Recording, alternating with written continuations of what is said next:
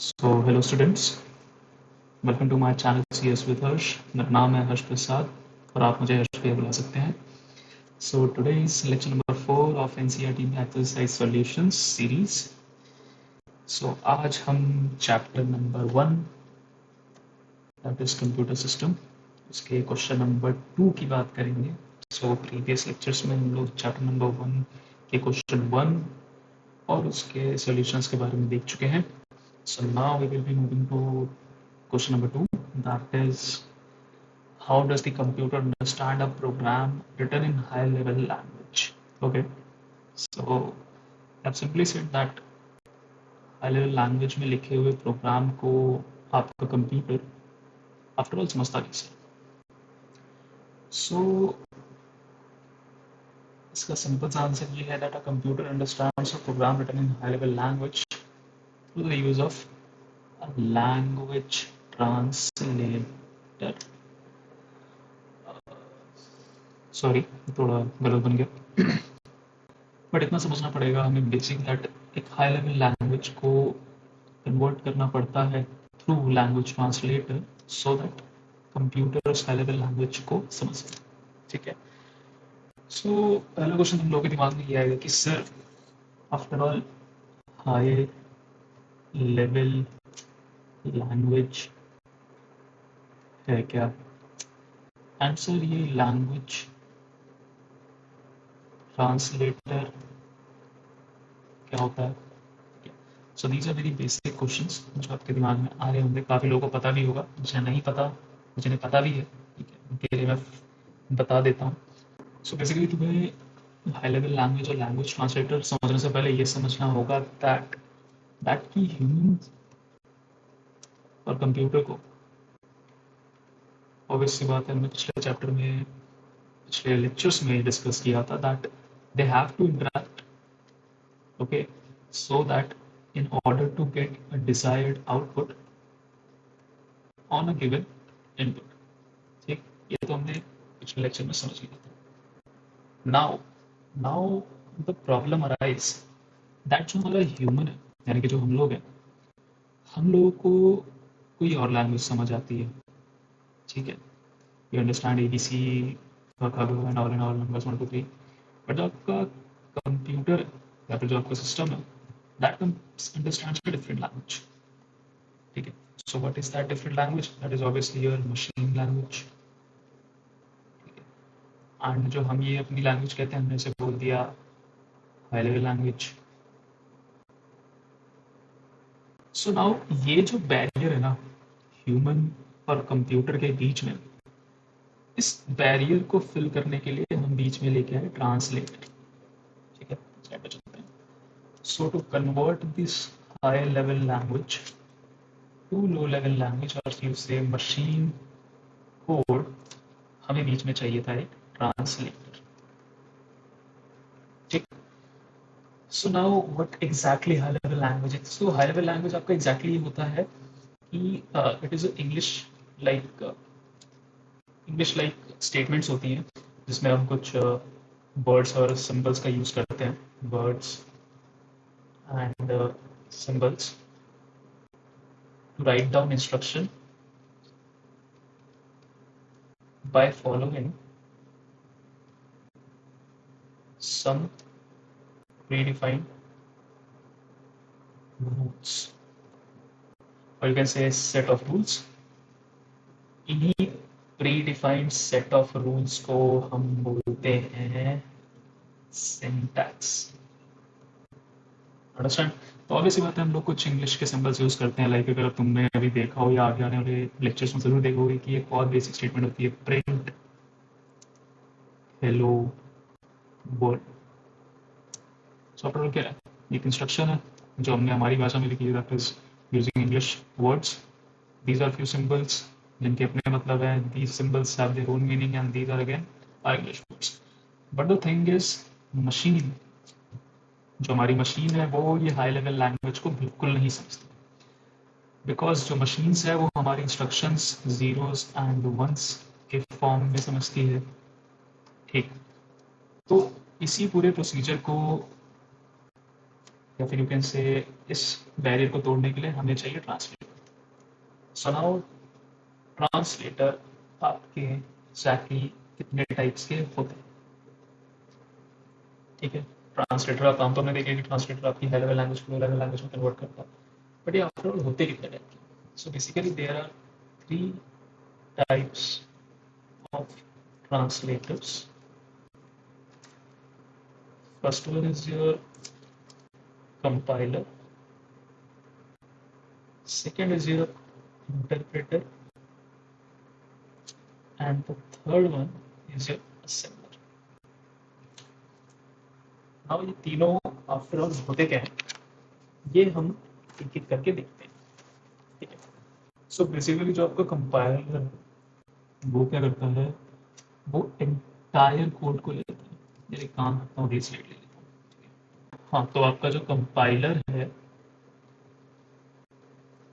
क्या करता है, translates it translates the entire source code or the entire code जो हमने लिखा होता है into the machine code at once, and if this piece of code, this piece of converted code is free of errors, ये इसकी एक executable file बना देता है, exe file, and then further gives to computer to run, ठीक। तो basically करता क्या है कि आपके हाई लेवल कोड को या फिर जो आपने कोड लिखा होता है उसे एक ही बारी में लेता है, पूरे कोड को, ठीक है, और पूरे कोड को एक ही बारी में ट्रांसलेट कर देता है मशीन कोड में। And if it is free of syntax error, basically कोई भी उसमें गलत कोड नहीं लिखे हुए, सारे के सारे इंस्ट्रक्शंस और स्टेप्स फॉलोड हैं, तो वो क्या करता है, उसको एक इंडिविजुअल फाइल में बना देता है एंड देन उसे कंप्यूटर को दे देता है and computer runs it directly, okay. इसका जो सिंपल सा एग्जांपल है, यू कैन टेक जो आपके जावा और सी प्लस प्लस कोड्स आप लोग जो लिखते हो मोस्टली, वो इसी फंक्शनलिटी पे वर्क करते हैं, ठीक है। Second comes your interpreter. So what interpreter does it, ये कोड को लाइन बाय लाइन, ये कोड को लाइन बाय लाइन रीड करता है, फिर उसे ट्रांसलेट करता है, then it moves to other line and then read it, translate it, and it does this steps again and again till आप उस पूरे कोड को रन ना करें, ठीक है, समझे। ओके जी, समझ गए होगे, कोई ऐसा टफ नहीं है। सो बेसिकली ये करता है कि वही है कि एक लाइन बाय लाइन कोड को एग्जीक्यूट करता है और इसे ट्रांसलेट करता है, और तब तक करता रहता है जब तक कि पूरा कोड एग्जीक्यूट ना हो जाए, and once the code is done, program run हो जाता है, simple. And this is the most important difference between a compiler and interpreter की ये लाइन बाय लाइन ट्रांसलेट करता है एंड वो जो है वो एक ही बारी में ट्रांसलेट कर देता है, ठीक है। ओके, वन मोर थिंग जो तुम कंपाइलर में ऐड कर लो, दैट इज कि सिंस इसका जो ट्रांसलेशन होता है ये एक ही बारी में पूरे कोड को ट्रांसलेट कर देता है, तो जो हमारा कंपाइलर की जो नीड होती है ना, वो जैसे ही ट्रांसलेट करने के बाद ये exe फाइल बन जाती है तो हम कंपाइलर की नीड खत्म हो जाती है। सो ऑब्वियसली हम कंपाइलर को डिस्कार्ड कर देते हैं या फिर कंपाइलर को छोड़ देते हैं, exe फाइल कन्वर्ट करके आगे भेज देते हैं। बट इंटरप्रेटर में क्या होता है कि यार हर स्टेप पे हमें उसे ट्रांसलेट करना होता है, दैट इज द रीजन कि हमें ट्रांसलेटर पूरे टाइम चाहिए होता है उस कोड को एग्जीक्यूट करने के लिए, ठीक है। सो इससे फ़र्क क्या पड़ता है, इससे प्रोसेसिंग स्पीड में फ़र्क पड़ जाता है। अब कैसे पड़ता है, क्या पड़ता है, वो तो बाद में देखना, ठीक है। Let's move to third one. So third is your assembler. So before understanding assembler तुम्हें ये समझना पड़ेगा कि एक असेंबली कोड होता है। आपके पास असेंबली कोड होता क्या है, सो ये भी एक हाई लेवल लैंग्वेज की तरह ही कोड होता है, बट ये मशीन स्पेसिफिक होता है, ठीक है। यानी कि ये एक पर्टिकुलर टाइप की मशीन के लिए ही लिखा जाता है, ठीक है। यानी कि एक मशीन के लिए लिखा हुआ कोड, ठीक है, एक मशीन के लिए लिखा हुआ कोड दूसरी मशीन पे काम नहीं करेगा, ठीक है। And this is the major difference between an high level language code और एक असेंबली कोड, ठीक है। अगर कहीं पूछे कि आफ्टर ऑल डिफरेंस क्या होता है तो इतना लिख के आ जाओगे, मतलब सिर्फ इतना ही मत लिख के आना, बट ये एक बहुत बड़ा मेजर डिफरेंस होता है, तो ये जरूर इंक्लूड करना, ठीक है। सो ये कह सकते हो कि इस टाइप ऑफ कोड को कन्वर्ट करने के लिए जब हम ट्रांसलेटर यूज करते हैं, that translator is known as assembler, and again conversion is similar to your high level language वाला पार्ट। सो इसमें जो कोड हम जिस तरीके से लिखते हैं असेंबली लैंग्वेज में, वो थोड़ा सा डिफरेंट होता है, ऑब्वियस सी बात है, बट वो कैसे डिफरेंस होता है वो तुम आगे जाके देखोगे, बट अभी के लिए इतना समझ लो कि इसमें जो होता है आपका असेंबलर यूज होता है to convert the assembly code into machine, ठीक है। So that's it for this lecture. इसमें तुम्हें इतना ही समझने की जरूरत है, उसमें भी तुमने क्या समझा ये क्विक रिवीजन कर लेते हैं। That computer high level language को समझने के लिए उसे लैंग्वेज ट्रांसलेटर का यूज़ करता है, लैंग्वेज ट्रांसलेटर का यूज़ करता है to convert it into machine code, ठीक है। मशीन कोड में कन्वर्ट करने के लिए हाई लेवल लैंग्वेज जो होती है वो बेसिकली इंग्लिश की तरह होती है, कुछ सेट ऑफ इंस्ट्रक्शंस होते हैं, ठीक है, कुछ सेट ऑफ रूल्स होते हैं जिन्हें फॉलो करने होते हैं। मशीन कोड जो होते हैं इंस्ट्रक्शन जीरोज और वंस में होते हैं, ठीक है। जो लैंग्वेज ट्रांसलेटर होता है आपके तीन टाइप के होते हैं, एक आपका कंपाइलर होता है, एक आपका इंटरप्रेटर होता है और एक आपका असेंबलर होता है, तो असेंबलर होता है, ठीक है। तो कंपाइलर क्या करता है, कंपाइलर वन गो में पूरी फाइल को कन्वर्ट करता है, इंटरप्रेटर लाइन बाय लाइन करता है, और जो आपका असेंबलर है वो असेंबली कोड को करता है, ठीक है। So that was the basic जो इस पूरे लेक्चर में आपको समझना था। सो तो ये था जो आपको पूरे लेक्चर में समझना था।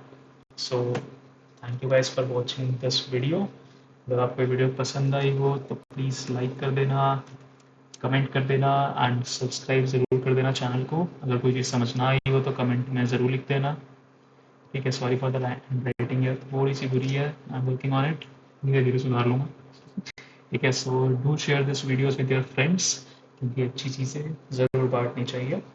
एंड अगर कोई चीज़ में तुम्हें डाउट है या तुम्हें लगता है कि सर ने शायद से जल्दी जल्दी में कुछ गलत बता दिया, तो प्लीज़ मेरे को बताना कमेंट करके कि सर आपने ये कंसेप्ट गलत बता दिया है, या फिर मैम ने स्कूल में इस तरीके से बताया, सर ने स्कूल में इस तरीके से बताया। सो प्लीज़ डू शेयर, अगर अच्छी लगी तो ज़रूर लाइक करना एंड स्टे ट्यून।